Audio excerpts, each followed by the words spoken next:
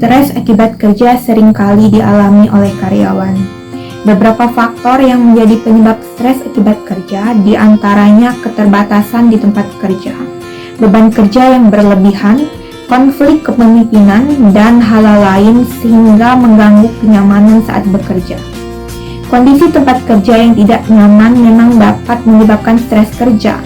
Padahal, stres kerja secara langsung dapat mempengaruhi keselamatan dan kesehatan pekerja. Oleh karena itu, sebuah inovasi terpikirkan mengenai kenyamanan tempat kerja sebagai lingkungan yang nyaman, bersih, sehat, aman, dan asri. Lingkungan kerja dengan beberapa hal tersebut dapat dipastikan menjadi impian para karyawan. Dengan lingkungan yang baik, para karyawan juga dapat mengembangkan ide-ide kreatif mereka sehingga dapat meningkatkan performa sebuah perusahaan. Selanjutnya, keberadaan taman ataupun pepohonan dapat membuat mood karyawan menjadi lebih baik.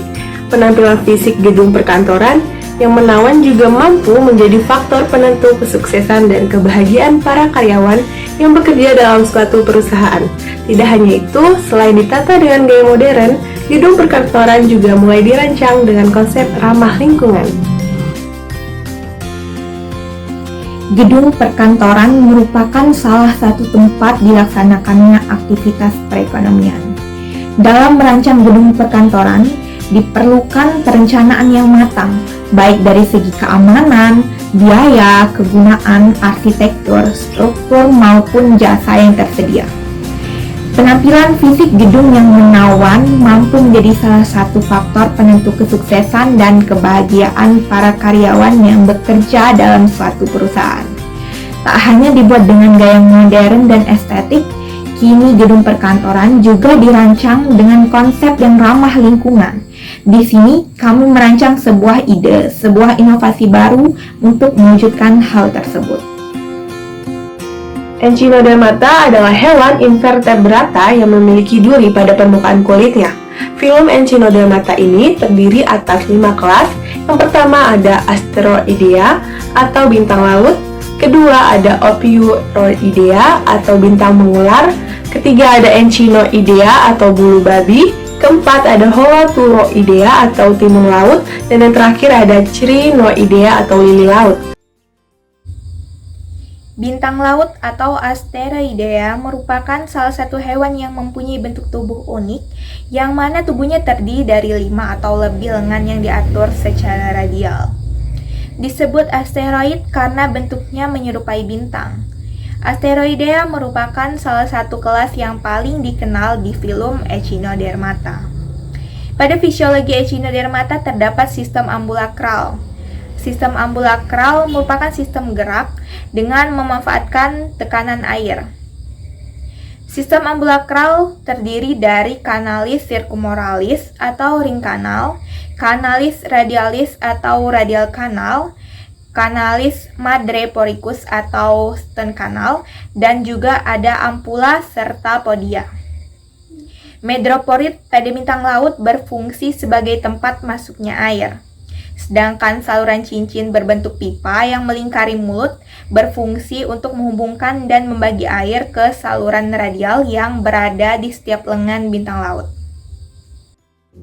Selanjutnya, terpikirkan sebuah inovasi bagaimana jika sebuah gedung perkantoran memiliki bentuk yang menyerupai struktur bagian dalam bintang laut dan memiliki pepohonan di dalamnya. Pada biomimikri ini, tidak hanya bentuknya yang terinspirasi dari bintang laut, namun saluran perairan pada bangunan serta jalur respirasi atau pertukaran oksigen dari bintang laut juga diterapkan pada bangunan, sebagaimana Echinodermata memiliki sistem ambulakral atau vaskular air yang unik. Terdiri dari kanal cincin pusat dan kanal radial yang memperpanjang sepanjang masing-masing lengan. Air bersirkulasi melalui struktur dan memfasilitasi pertukaran gas serta nutrisi, predasi, dan gerak.